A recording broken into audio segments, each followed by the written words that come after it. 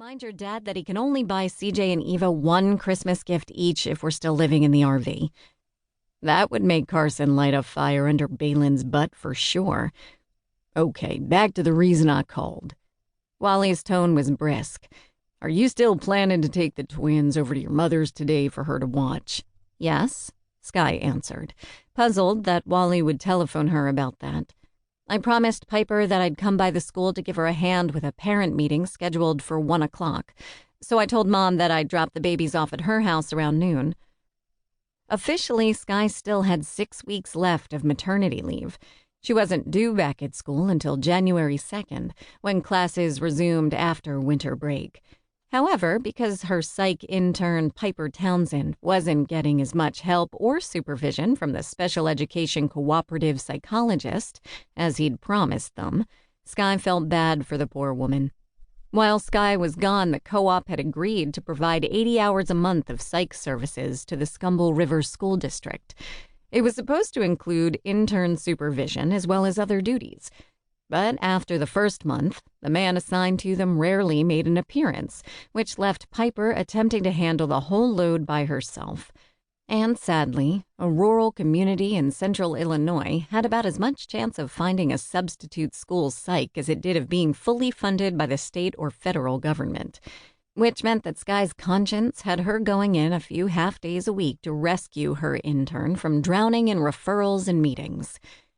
Do you think May would be available to babysit any earlier? Wally asked. Like, say, in a couple of hours? Or even less, if at all possible. Probably. Skye took another peek at the babies and saw they were waking up. They'd be ready to eat soon. What do you need? I'd like you to come with me to talk to the husband of a missing woman. Wally was the chief of police in Scumble River, and as well as working full-time as a school psychologist, Skye also served as a psychological consultant to his department. That might make Wally her boss at the PD, but he was too smart ever to try to order her around at home. Anyone I know? Dread settled like a concrete blanket over Skye's heart. Scumble River was a small town, just a shade over 3,000. And she was at least acquainted with most of them. Heck, she was related to half of its citizens.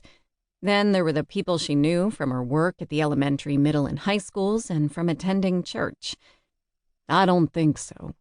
Wally rustled some papers, then said, Her name is Edie Baker. She and her husband live in Bordeaux. They moved down here from Chicago about 6 years ago when Mr. Baker retired. Oh, Skye said. You're probably right. Unless they have kids in my schools or go to St. Francis, I probably haven't run into them. Scumble River was a bit cliquish. It took more than half a dozen years to be accepted as anything but the new people and be invited to any weddings or parties thrown by the original town citizens. Then there was the matter of the Baker's address. Bordeaux had been built as a resort village that offered weekend and vacation cottages on the river. That was until some smart attorney discovered a loophole, and people, especially retirees, had begun to live in the holiday community full-time. They added close to 1,000 people, who, while not in the city limits proper, were in the police, fire, ambulance, and school districts.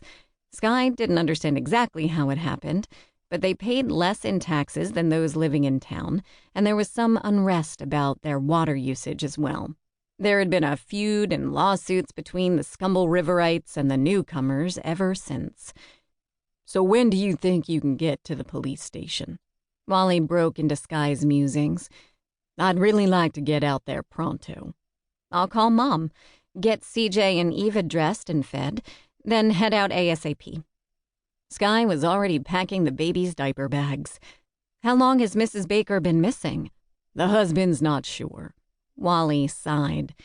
They went to bed last night after the 10 o'clock news. They have separate rooms, and she was gone when he called her to breakfast about 8:30. He spent some time looking for her and called here a few minutes ago. I thought someone had to be missing 24 hours before the police got involved. Skye wedged her cell phone between her ear and shoulder as she swiftly changed Eva before moving on to CJ. It's at the discretion of the law enforcement agency.